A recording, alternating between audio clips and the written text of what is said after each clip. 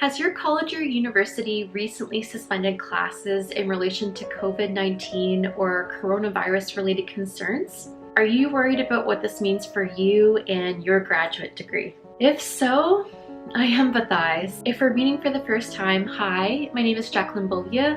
I am currently a PhD candidate studying higher education at the University of Toronto. And like many of you, my university has announced a shift towards online learning.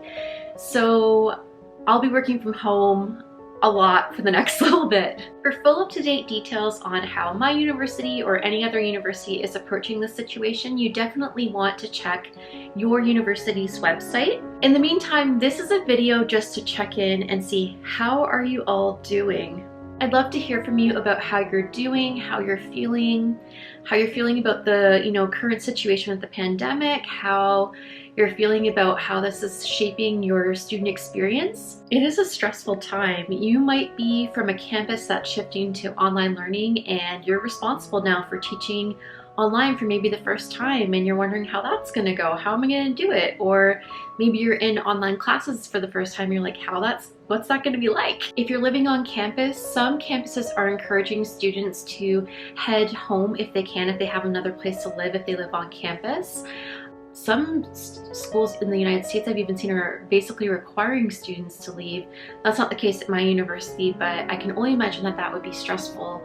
Financial implications, storage costs, that kind of thing, food. You might be thinking, how am I going to stay on track with my research, be it fieldwork, be it in the lab? You might be worried about maintaining your pace with your writing, knowing that you're going to be working from home primarily. You might be feeling sad that you're not going to get to enjoy certain end of semester festivities and events and talks that you were looking forward to. You might be sad that you're not going to be spending time with your favorite faculty and student colleagues. And those are just school-related things. Of course, there's worry about how things are going to play out for our communities, our families, ourselves. Are we going to have the resources we need for day-to-day life?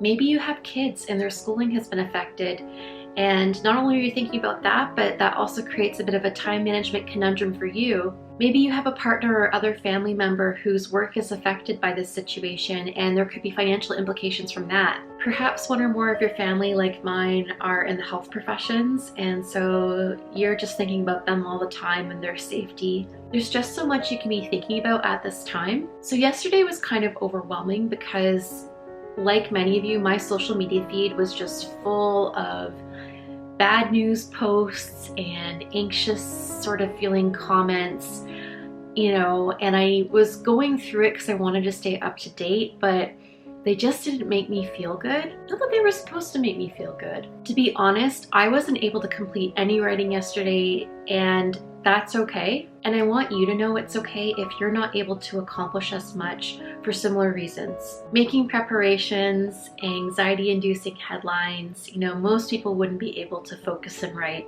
under these types of circumstances. Let's be real. But I am having a much better day today, and this is for a few reasons. Number one is that there's more certainty around what's happening in terms of logistics for my schooling, and so that made me feel a little bit better. Number two is that I have a decent amount of supplies to help me out for the next little bit. Number three is I had a good sleep. A good sleep makes such a big difference. And number four, I recalled a lesson I learned while reading a book called Man's Search for Meaning by Victor Frankl. It's a phenomenal book and read. It's a memoir of a man who was navigating a pretty dire situation, the Holocaust, and how he talks about how you're basically always able to sort of choose how you feel in relation to an event, no matter how difficult or challenging it is. So I asked myself this afternoon, what might I be able to learn from this situation down the road, maybe in this moment? What will I be able to take away from it? And what kind of meaning might I make from it eventually? And I mean, my situation obviously being nowhere near as dire as that of the authors, but this being a difficult situation worldwide, something that I think we'll be talking to future generations about. I'm thinking it would be really great to journal about what I observe, experience, feel, because I think we're going to learn something from this, many things from this, and it would be a good idea to pass down those lessons to future generations. So I do plan to journal as we navigate this one. How might this event and experience shape me, shape us, who we are? Could these be silver linings to a not good situation? As a society, we are navigating some very serious circumstances at the moment, and in sharing this line of thinking, I don't want to take away from that severity in any way, shape, or form.